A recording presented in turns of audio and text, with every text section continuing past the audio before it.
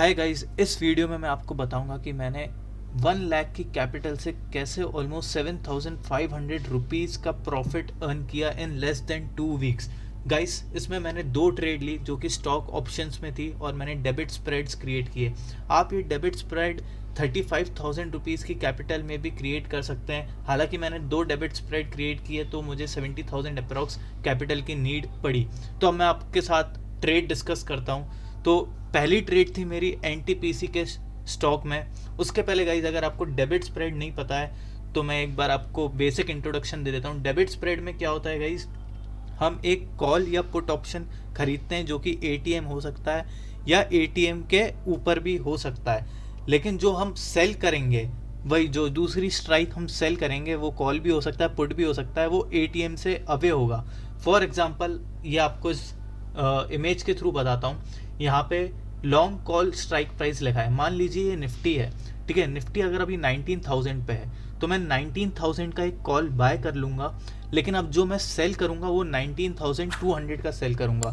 तो इससे होगा क्या, मान लीजिए 19,000 के मेरे कॉल की जो प्राइस थी वो 100 रुपीज़ थी, लेकिन जो 19,200 का जो कॉल है वो मेरा 100 रुपीज़ का नहीं होगा गाइज, वो उससे थोड़े कम प्राइस का होगा। हम उसको 60 एक्सपेक्ट कर लेते हैं। तो यहाँ पे क्या हुआ, एक डेबिट बना। 100 रुपीज़ का मैंने बाय किया निफ्टी का एक लॉट। कितने का है गाइस?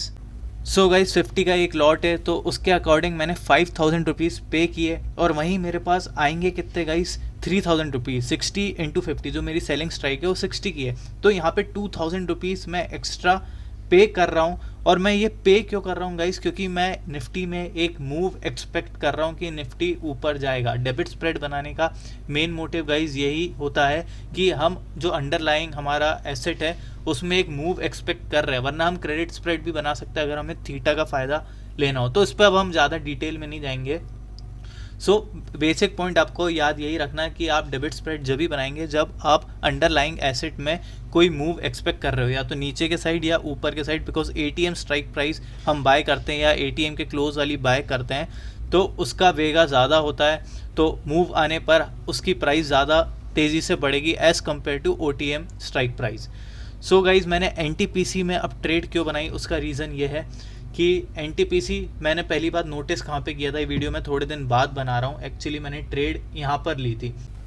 सो मैंने ये ट्रेड ली थी गाइस 7 नवंबर को। आप ये वाली कैंडल जो देखेंगे 50 डेज मूविंग एवरेज से सपोर्ट ले रही है, प्लस ये जो आप ब्लू लाइन 3 लाइनें देख रहे हैं ये सीपीआर का जोन है। इसने अपने मंथली सीपीआर के अबव क्लोजिंग दी। मंथली सीपीआर क्या, 1 डे के टाइम फ्रेम पे अगर मैं सीपीआर यूज़ कर रहा हूँ तो उसको मंथली टाइम फ्रेम के लिए यूज़ करूँगा। प्लस ये स्टॉक एक अप ट्रेंड में था। अगर मैं इसको 1 वीक के टाइम फ्रेम पे आपको करके बताऊं तो आप क्लियरली इसमें एक अप ट्रेंड देख सकते हैं और अपने ऑल टाइम हाई के पास ट्रेड कर रहा था। तो मुझे 4 रीजंस मिल गए गाइस कि क्यों ये स्टॉक बुलिश हो सकता है। इसलिए मैंने इसमें एक डेबिट स्प्रेड बनाया और मैं बुलिश था स्टॉक में। तो मैंने क्या किया गाइस, 243 का कॉल बाय किया। आप देखेंगे तो इसकी जो क्लोजिंग है वो अप्रोक्स आई थी 239 के पास। तो मैंने अप्रोक्स 1.5-2% ऊपर, 1.5% आप कह सकते हैं ऊपर का कॉल बाय कर लिया और 246 का कॉल सेल किया। अब गाइस, मैंने 243 का ही क्यों बाय किया और 246 का ही क्यों सेल किया, उसके लिए आपको ऑब्स्ट्रा पे जाना पड़ेगा और थोड़ी मेहनत खुद से करनी पड़ेगी। फॉर एग्जांपल, मैं अभी आपके सामने एक कोई ट्रेड बनाने की कोशिश करता हूँ। जैसे अभी एनटीपीसी 253 पर है और हमें इसमें एक डेबिट स्प्रेड बनाना है, तो हम क्या करेंगे। सो एनटीपीसी पर मैं गया और यहाँ पे मैंने ऑप्शन सेलेक्ट कर लिया। अब 30 नवंबर की एक्सपायरी है, ठीक है, अभी एक्सपायरी में 3-4 दिन है। सो गाइज, हाँ, और स्टॉक ऑप्शंस में आपको सिर्फ मंथली एक्सपायरी मिलेगी, तो आपको वीकली नहीं मिलेगी। आप जो भी ट्रेड लेंगे वो मंथली एक्सपायरी पर ही लेंगे।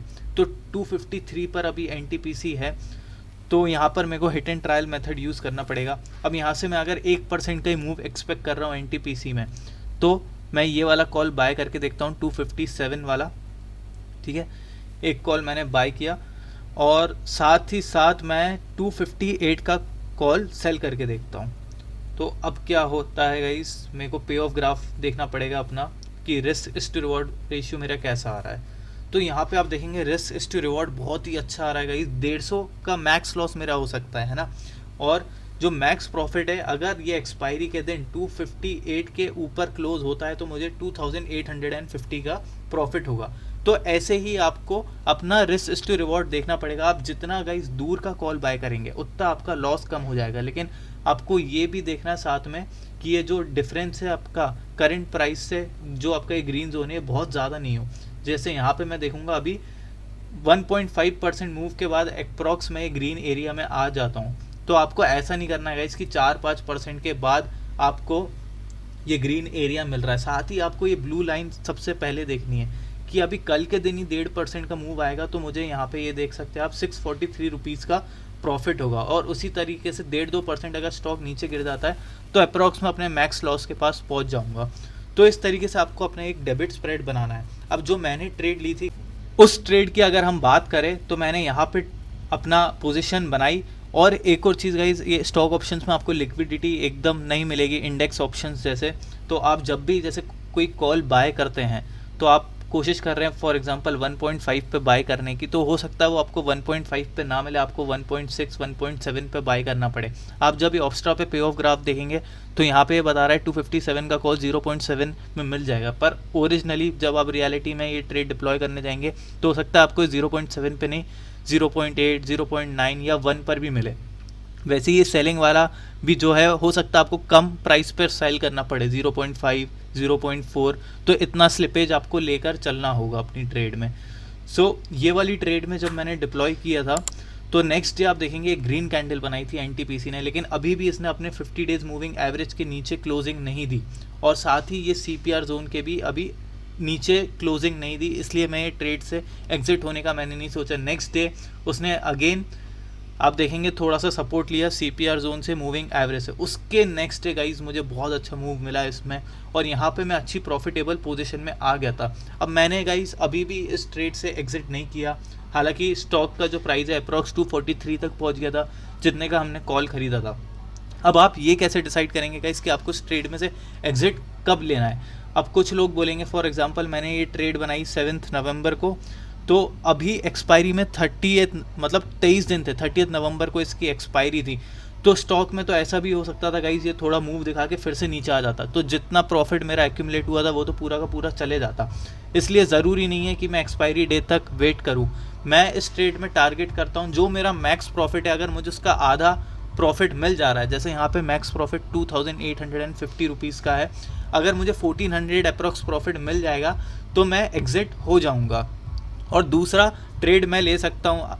अब एक साथ आप 2-3 ट्रेड लेने का आपका स्टॉक ऑप्शंस में मन नहीं करेगा, क्योंकि अगर मार्केट इन केस गाइस गिरता है 2-3% तो चाहे आपका स्टॉक टेक्निकली स्ट्रांग हो लेकिन वो इतनी तेज़ी से बुलिश मूव नहीं दिखा पाएगा, तो उस वजह से आपकी ट्रेड हो सकता है वो सारी ट्रेड ही लॉस में चले जाए।